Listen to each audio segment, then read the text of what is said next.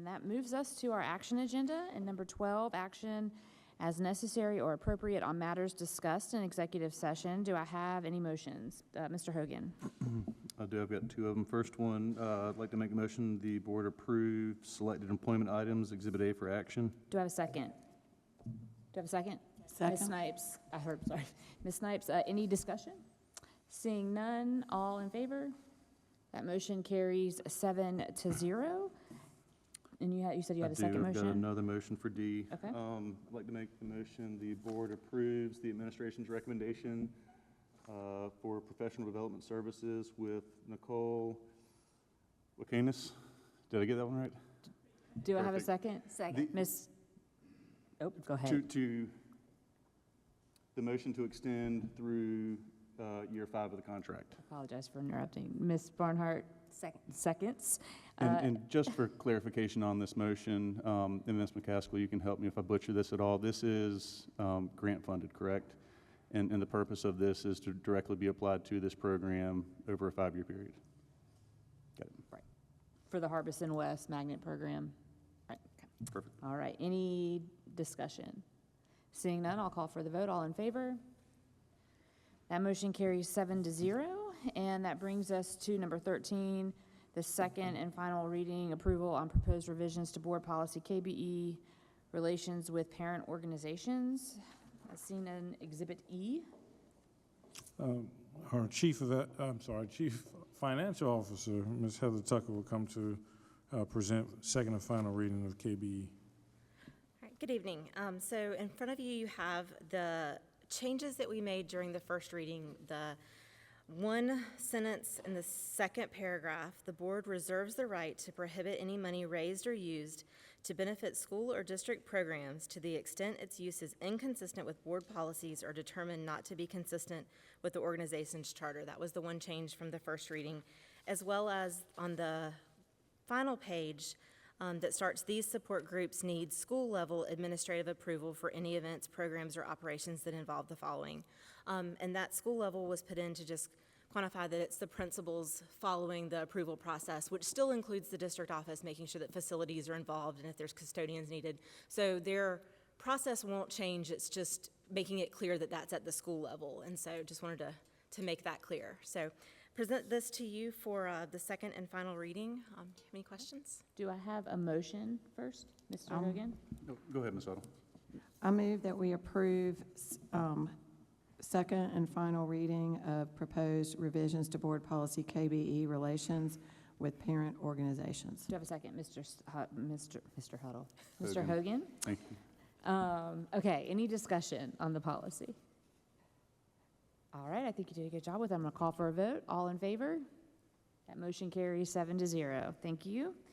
And that moves us to number 14, which is first reading approval of proposed revisions to board policy KEC, library media center material selection and reconsideration process, as seen in Exhibit F. Presenting Exhibit F will be our Chief of Academics, Ms. Tina McCaskill. Good evening, Board Chair, Dr. Ross, Board. You have, to begin with, is our policy KEC for the Library Media Center material selection and reconsideration process. That is the same that it has been, hasn't changed since we started talking about the new model policy. And then behind it, you have the KECR that we've already discussed as well. And our recommendation is that we move forward with the second and final reading after tonight. Okay. Do I have a motion? Ms. Huddle. I move that we approve first reading of the proposed revisions to board policy KEC, library media center materials selection and reconsideration process. Do I have a second? Mr. Hogan.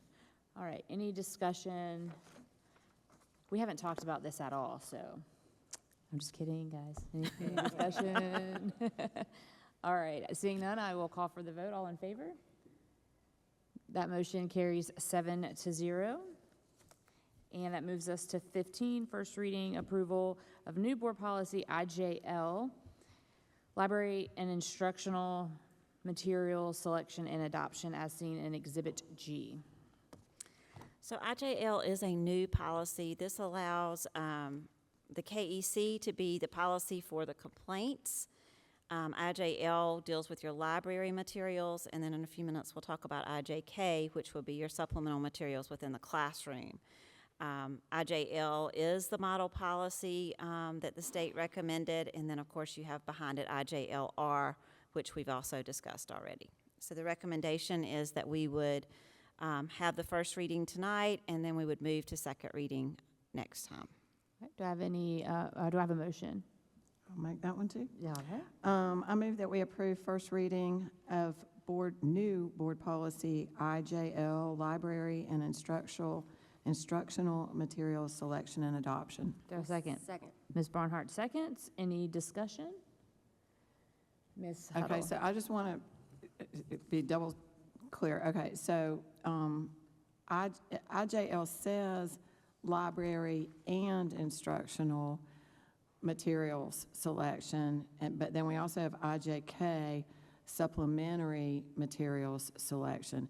So I don't know, when I read the policies to me are clear, but the title, the first one makes it seem like instructional materials are in it when they're really kind of in the second one, so. I understand that.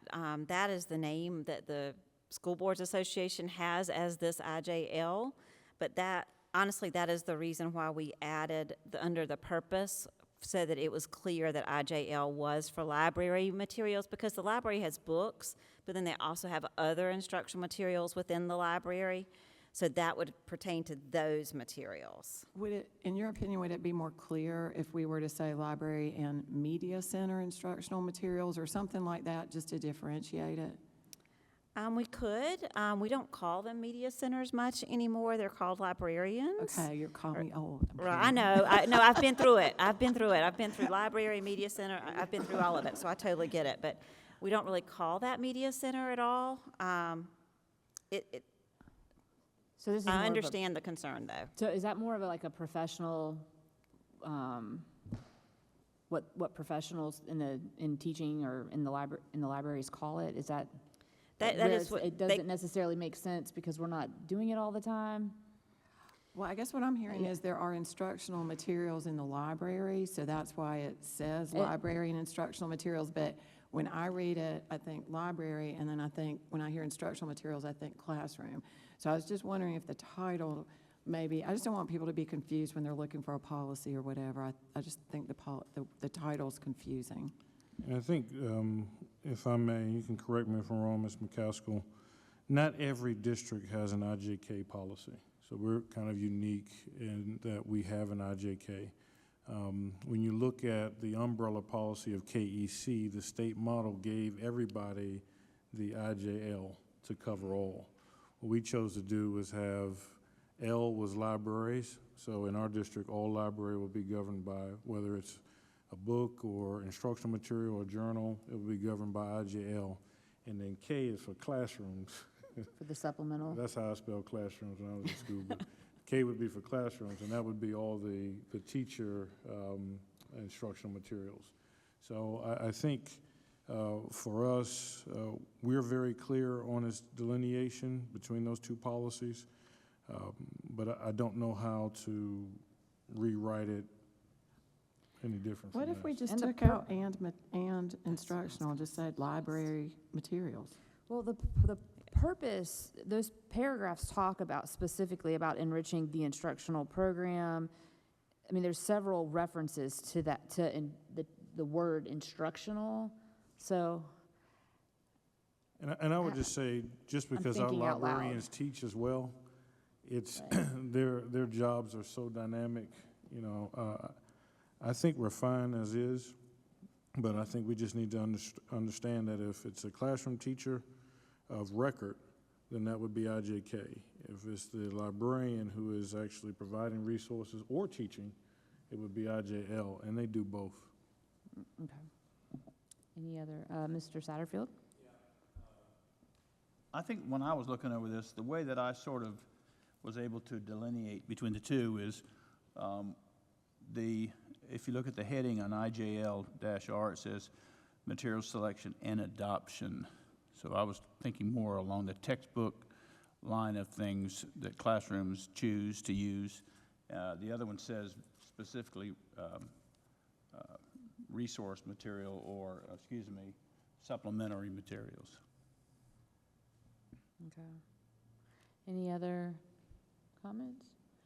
All right, seeing none, I'll call for the vote. All in favor?